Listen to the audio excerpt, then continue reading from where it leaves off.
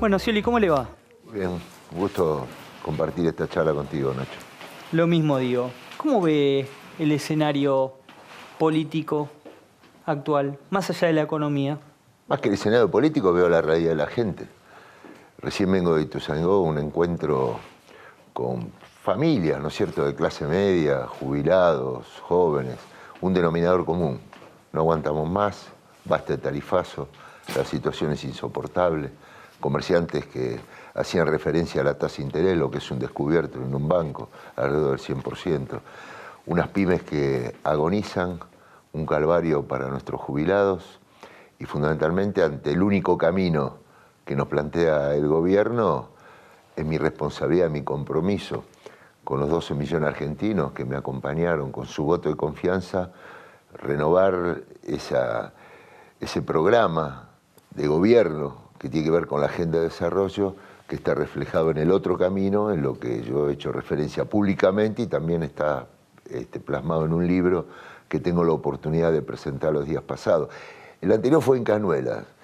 Fíjate que una realidad de Cañuelas. Cerraron 300 comercios. 300 comercios. De los 1000 comercios cerraron 300. Eso se lo dice el intendente. Me lo dice el intendente, lo veo, las persianas bajas, claro. Se ve, te podría hablar de los comercios que cierran en Capital, te puedo hablar de Metalúrgica Tandí, te puedo hablar de Metalúrgica Araujo en Santa Fe, de las empresas que están en procedimiento de crisis, Cerámica Verbano, su cosmético, y así tantos otros casos. Molinos Cañuelas. En mi gestión se expandía permanentemente, incorporaba nuevas marcas, nuevas líneas de producción, una industria alimentaria. El 75% de la capacidad instalada de la industria automotriz está ociosa en estos momentos. ¿Y usted va a ser candidato? Scioli dijo, voy a ir a la interna aunque Cristina sea candidata también. Sí, es una decisión tomada. Mi anhelo es que haya un gran paso en la cual la gente democráticamente ordene las candidaturas y haciéndonos eco de lo que nos demanda la gente. Únanse para defendernos, no damos más. Porque la gente aguantaba, pero ya tampoco tiene expectativa en este camino. Y más cuando de las propias filas del oficialismo se vienen planteando cuestiones que, ¿cuánto hace que yo coherentemente vengo sosteniendo que es necesario que el salario y que las jubilaciones no sigan siendo la variable por el ajuste? reclamo del radicalismo y por algunos sectores. Y por las tarifas y que están hablando ahora de reactivar la economía. Entonces es evidente que desde aquel debate, sosteniendo una posición, porque ahora es fácil ser opositor, ¿no es cierto?, cuando la situación económica y social está mal. Pero yo, si hay algo que fue sosteniendo con respeto institucional, pero firmeza en mis ideas y una visión de la Argentina hacia el futuro que está sintetizada en lo que denomino el otro camino, opuesto, por supuesto, a esto que nos plantea el gobierno. Un gobierno que hoy ha tomado una decisión que es otro error desde mi punto de vista. ¿Cuál? Cuando se retira el UNASUR. Ah, sí, el gobierno se retiró del UNASUR, decidió salir ¿Qué significa el UNASUR? La gran oportunidad de haber expandido el Mercosur y buscar la integración, la complementación productiva, la integración en infraestructura, energética, financiera, con todos nuestros países hermanos latinoamericanos, uno por uno. ¿Pero eso así, no se puede hacer con el Mercosur? Pero si el UNASUR era el Mercosur ampliado. Ampliado. Pero perdón, a ver, uno por uno, si no tomamos conciencia, nos van a ir sometiendo a todos, condicionando, de la mano de lo que nos quiere imponer el fondo, reforma laboral, reforma previsional, la propia directora del fondo, Lagarde, diciendo que es una tontería si la dirigencia opositora... ¿Usted no hubiera ido al fondo? ¿Cómo? ¿Usted no hubiera ido al fondo? ¿Por qué el gobierno va al fondo? Porque son las consecuencias de las malas decisiones que fueron tomando y no le quedaron otro prestamista. Había otra forma de no ir al fondo. Pero digamos. obvio que había otra forma. A ver, tenía una agenda que tenía que ver con un swap con China, otro con Rusia, otro con Brasil, promover la repatriación de capitales orientados a la inversión productiva, un sistema financiero que no esté al servicio de la especulación, que esté al servicio de la expansión de la demanda interna.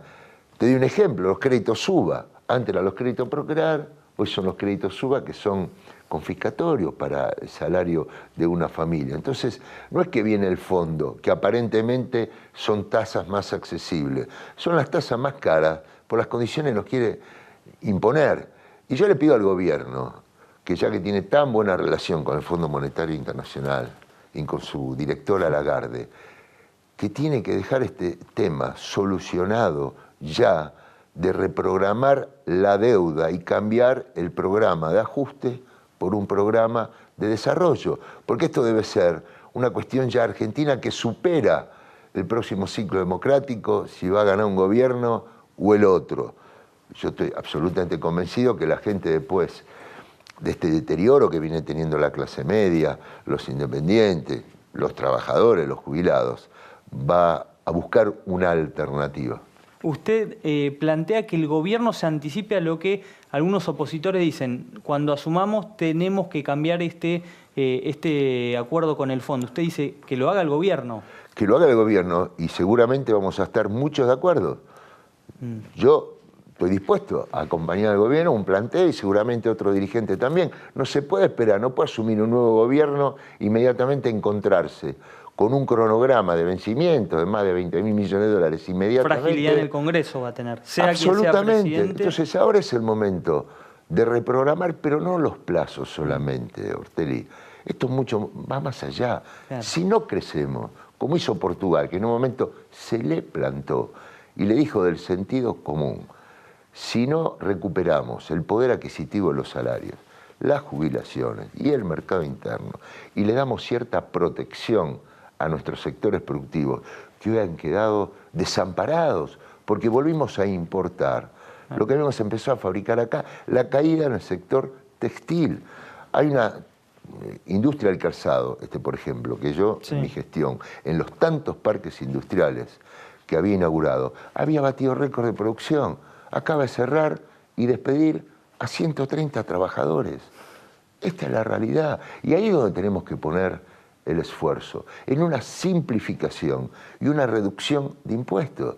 Un gobierno que había prometido que iba a eliminar el impuesto a las ganancias y cada vez más trabajadores. Aguárdeme, Scioli. Nosotros, el equipo de producción armó un compacto de lo que fue un momento quizás bisagra para la política argentina. ¿Lo podemos ver, Vani? ¿Está por ahí?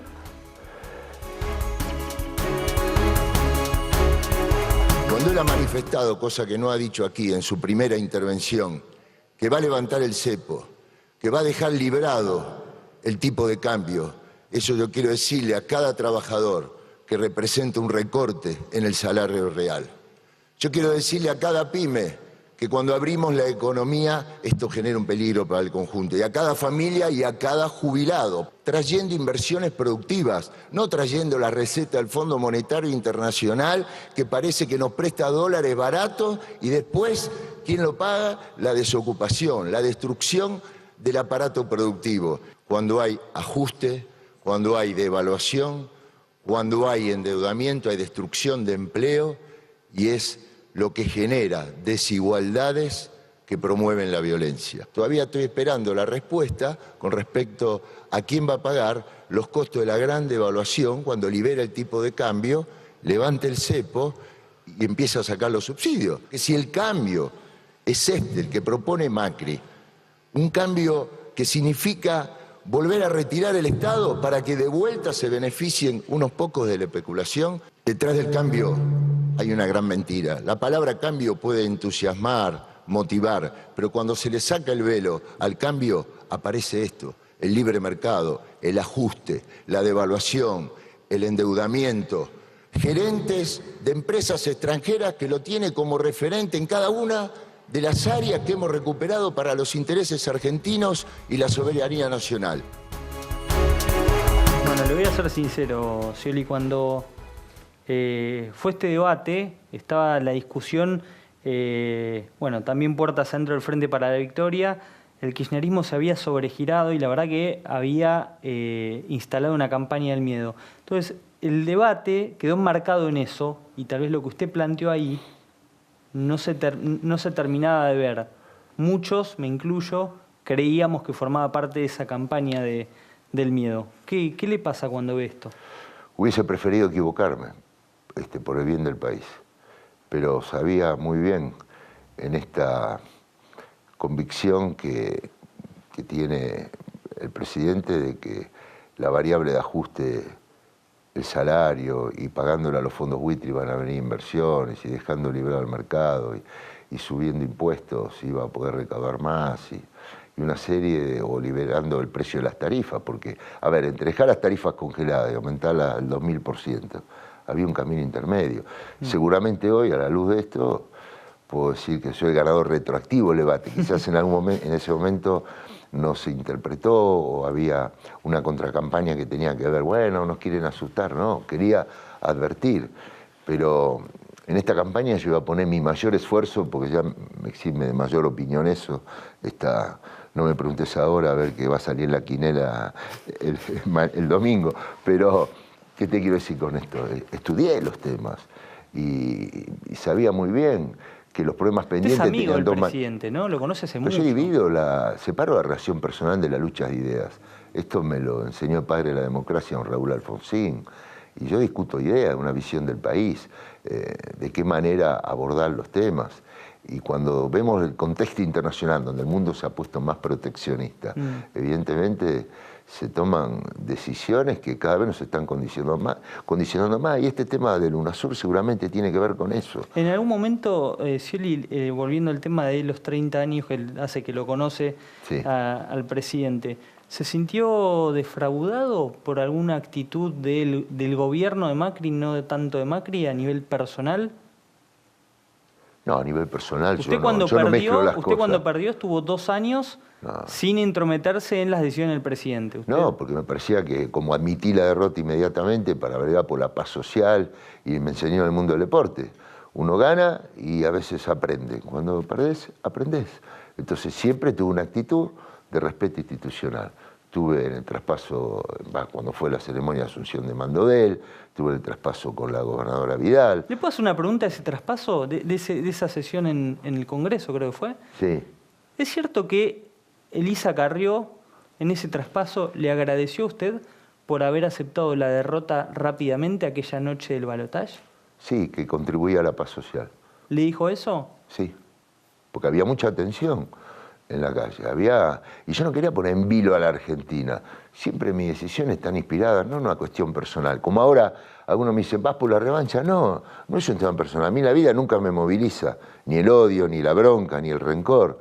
Es la nueva oportunidad de la mayoría del pueblo argentino que está diciendo queremos ir por otro camino. Entonces yo pongo eso en esos términos. Si hoy es el balotaje, ¿qué pasa?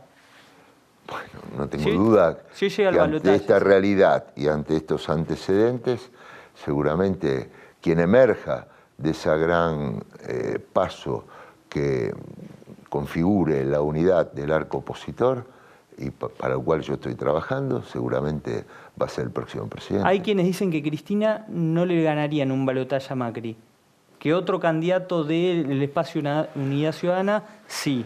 ¿Usted también cree lo mismo? En primer lugar, no puedo hablar sobre hipótesis que no sabemos finalmente qué decisión ella va a tomar.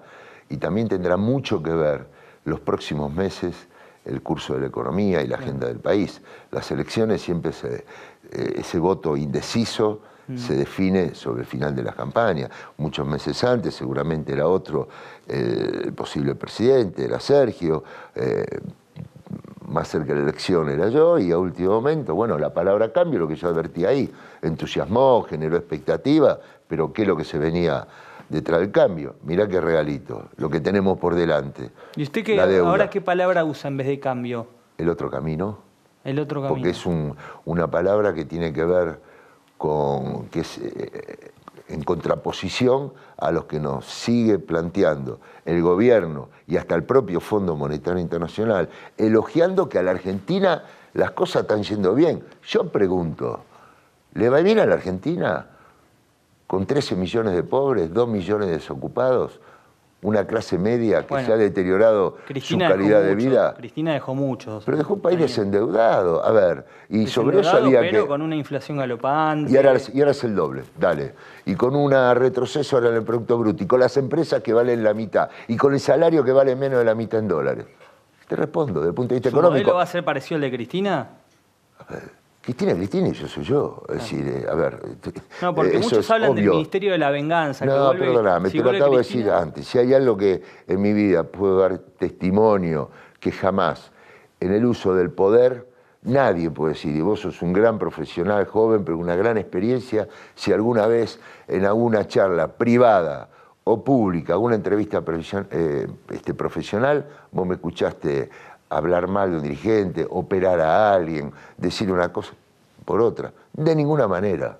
O sea, Yo con usted vengo no habría Ministerio de la Venganza. Unidad de verdad habría entre los argentinos, porque sé cómo desandar esta grieta, porque la grieta se da con las desigualdades, con las decisiones que fue tomando este gobierno, abriendo cada vez más la brecha entre ricos y pobres, con las injusticias sociales que genera, con la desazón que hay en los jóvenes, la falta de expectativa que tienen de conseguir el primer empleo, con los reclamos que hay, creciendo los reclamos sociales justos y que tienen que ver con una clase trabajadora que evidentemente ve que a pesar de su esfuerzo, lo que está aumentando la canasta familiar. Ahora el gobierno aquí quiere recurrir, fíjate vos, Ignacio, a las medidas que ellos demonizaban, que criticaban, que las llamaban populismo. Lo de precios cuidados, lo de precios cuidados, ahora 12, controles de precios. Bueno, hay que administrar. Pero si ustedes lo piden, ahora hay que festejarlo, ¿no? Digo,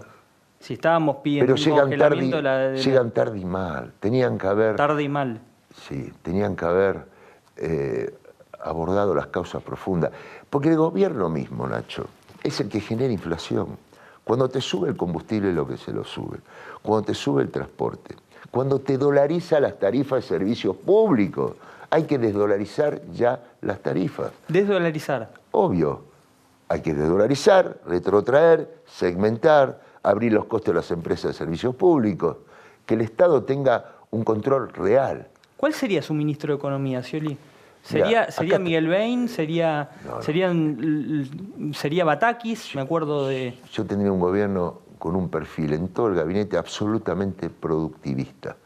A ver, o sea que no sería Bain. En mi gobierno en la provincia, todas las áreas estaban apuntalando la producción.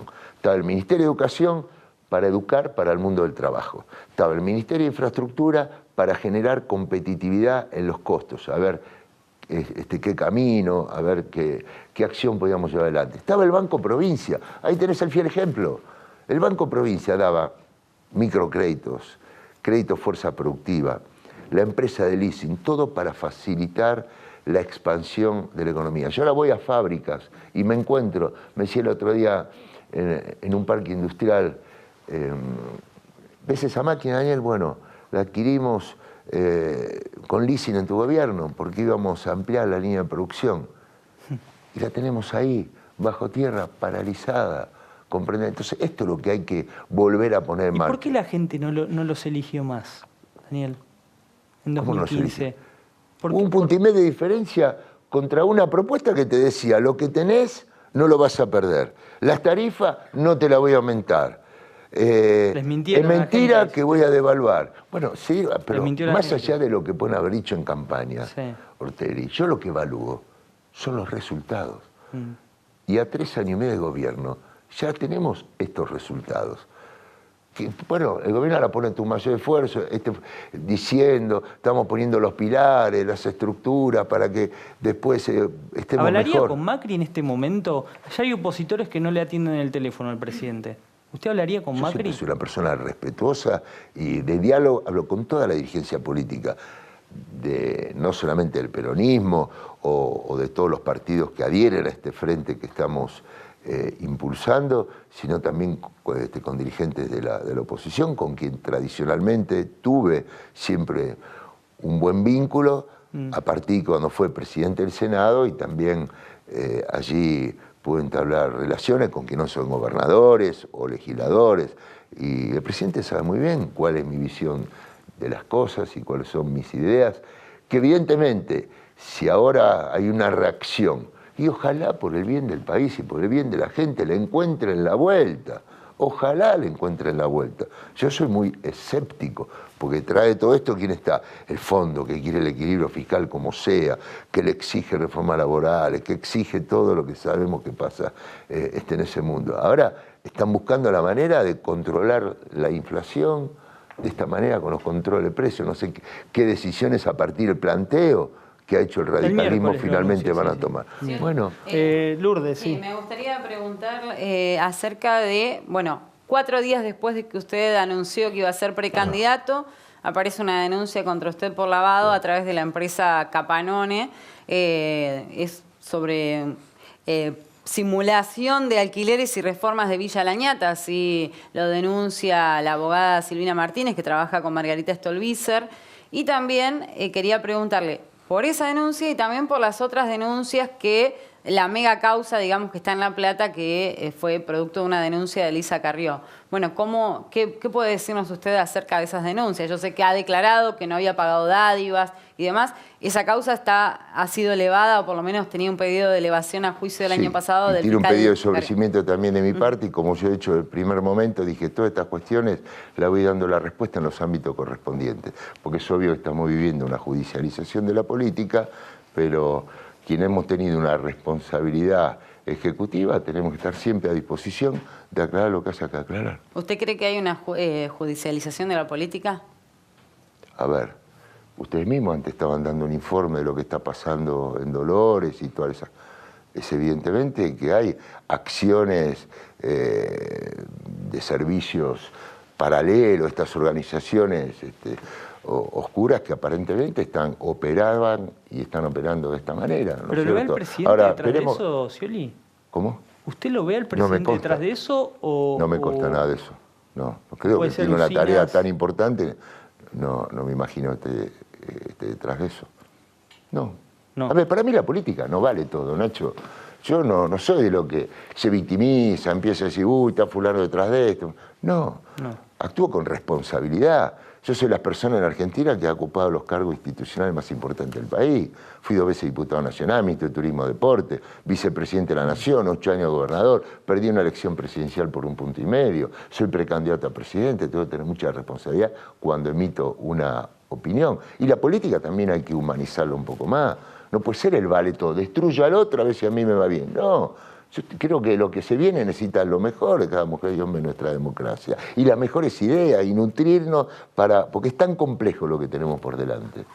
¿Más adentro o más afuera?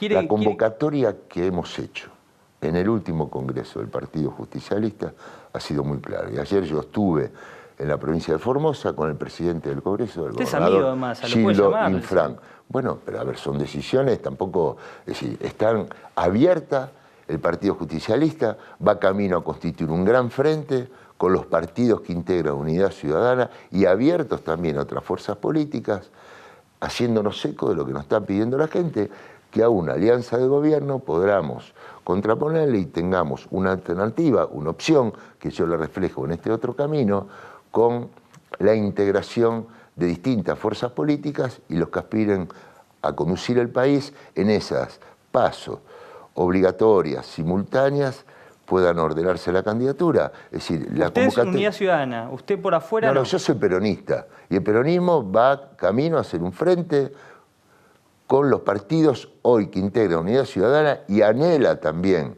que otros partidos se puedan seguir integrando. Es decir, mi pertenencia es el primer paso que di en la política el año 97, que participé en una interna abierta y simultánea, me acuerdo con Miguel Ángel Toma, que fue una interna ejemplar, porque realmente luego, el día después, nos potenció mi candidatura, cuando después le ganó a Cavallo y a Abel, y fue una elección muy peleada. Y aparte creo, mirá, Nacho, pensándolo, si hay una autocrítica que tenemos que hacer, seguramente por no haber hecho una PASO en el 2015 y no haber hecho la PASO en el 2017, en una elección por 1,5 puntos, en otra por 3 puntos, se pierde la elección. Entonces creo que en este contexto de dispersión es muy bueno. Entonces cuando yo digo, bueno, yo tomé una decisión y voy a competir en la PASO contra quien sea, y luego con todo respeto diciéndolo, porque el día después nos vamos a necesitar todos, pero estoy convencido que el otro camino, con estas ideas que te acabo de plantear, tiene que estar el otro camino desde el punto de vista de una construcción política que tiene que estar en sintonía con lo que la gente hoy mayoritariamente nos está pidiendo. Perdón, tu compañero me quiere hacer una pregunta. Retomo la pregunta de Lourdes. Con esto que me dice usted, intuyo que el vice ahora lo elige usted. Con total independencia y autonomía, que cada candidato elija su vice y configure su lista. En aquel momento fue ese el acuerdo. Hoy estamos en otro tiempo. Aparte, el acuerdo con Cristina. ¿Fue un acuerdo? Sí. Sí, aparte. Usted lo aceptó, digamos. Aparte, sí, fue un acuerdo. Un acuerdo tienen que aceptarlo los dos. No, pero en ese momento se decía si no sería Cristina, una imposición. En ese momento se decía que Cristina lo llamó y le dijo, lo bajo a randazo, va Zanini con usted. No, no fue así. ¿No? Tuvimos una conversación y cuando quedó constituida esta fórmula estaba abierto también para que otros que anhelaran ser candidatos hubiesen podido competir. Entonces, porque en definitiva hoy cambió la situación. Todos hemos ganado y todos hemos perdido elecciones. Yo perdí una elección presidencial por 1,5 puntos y fui el gobernador reelecto con más votos en la historia. 56% de los votos en la provincia de Buenos Aires. Y las 3 elecciones en la categoría presidente, la gente me dio mayoritariamente el apoyo. Entonces, cuando decimos a ver quién ganó, que perdió, todos hemos ganado y todos hemos perdido elecciones. Nadie más ni menos que nadie. Entonces, me parece que en este tiempo es fundamental que con la participación y la decisión de la sociedad se ordene. Yo siento ese deber, que es un compromiso con los que me han acompañado. Y también es un compromiso que parte a partir de entender los que fueron en búsqueda de un cambio, cansados de muchas cosas que no les gustaban en el 2015, también decirle, yo los interpreto, lo entiendo, y voy a tratar de representarlos también, pero fundamentalmente defender a quienes me han dado su confianza para renovar ese compromiso con renovadas ideas, ya que tengo un programa y un plan muy claro de cómo se sale de esto. Que qué casualidad en lo que hoy por hoy hasta los propios aliados del gobierno de Cambiemos le están planteando con mucho énfasis. ¿Quién va a ser su candidato a gobernador? Mañana hay una gran reunión en Avellaneda, donde van a estar todos los precandidatos a gobernador. Y seguramente, si no hay acuerdo de una fórmula de unidad, también que democráticamente se ordenen. Hay muy buenos dirigentes como para poder dar también la contienda electoral en la provincia. Scioli, yo le tomo lo de que no va a haber Ministerio de la Venganza. No me defraude. Usted me conoce hace muchos años. Sí. Un pero yo entiendo que la no tengo un crédito también... político, tengo un crédito personal. Usted alguna vez me vio a mí, con las cosas que me han pasado en la vida a mí, con el accidente que he tenido y con las distintas circunstancias, y con las caídas, con las derrotas, con los éxitos y con las pérdidas. Usted jamás, a mí me moviliza un sentimiento siempre de conciliación, de misericordia, de comprensión, poniéndome en el lugar del otro. De ninguna manera, Argentina necesita unión y conciliación, pacificar, desestresar el país. No necesita venganza, no podemos estar con el péndulo de un lado para el otro. Y lo que está bien, lo vamos a cuidar y mantener. Por eso yo hablo de seguridad jurídica. Las cosas que fueron bien hechas se van a respetar.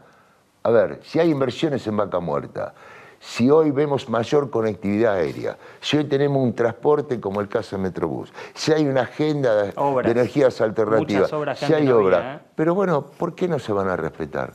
Se tienen que respetar. Esto hay que darle también la tranquilidad a la gente. No es que todo lo que sea está todo malo, entonces tenemos que tirar todo, las ideas, las personas, ponernos... No, y yo lo he hecho siempre. Me acuerdo cuando asumí el Ministerio de Turismo y Deporte, en el peor momento de la Argentina, la caída del gobierno de la Rúa. ¿Sabes lo primero que hice? Lo llamé a Lombardi, preguntéle un día a Hernán. Me junté a tomar un café en la esquina de la Secretaría. Le dije, Hernán, contame, ¿qué programas tenés en la Secretaría? ¿Qué colaboradores vos me destacás? Me acompañaron durante 8 años como personas de mi confianza, quienes habían trabajado con él. Y los programas de turismo rural, turismo religioso, lo fuimos continuando. Decime, mira, no quiero que quede colgado nadie. Jamás una cuestión de tirar las cosas por la ventana porque uno venía, ¿comprende? Entonces, eso tiene que ser también parte de ese otro camino que tiene que rescatar cuando hay cosas que se hacen bien. Como el gobierno tenía que haber rescatado políticas públicas que estaban encaminadas. Te puedo hablar del plan Procrear, en lugar de este invento de los créditos UBA. Te puedo hablar de la administración de comercio razonable para no llegar tarde y mal ahora a ver cómo paramos la inflación. ¿Comprendés? Haber aprovechado el desendeudamiento para no caer en el Fondo Monetario Internacional y estas viejas recetas del pasado que han hecho estrago en Argentina, han hecho estrago en el mundo.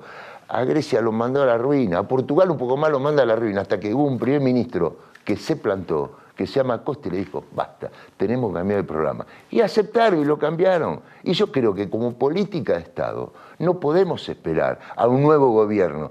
Ya hay que empezar a plantear eso. Bueno, le agradezco mucho, Scioli. Muchas gracias. Lo esperamos pronto. Gracias por la deferencia de venir.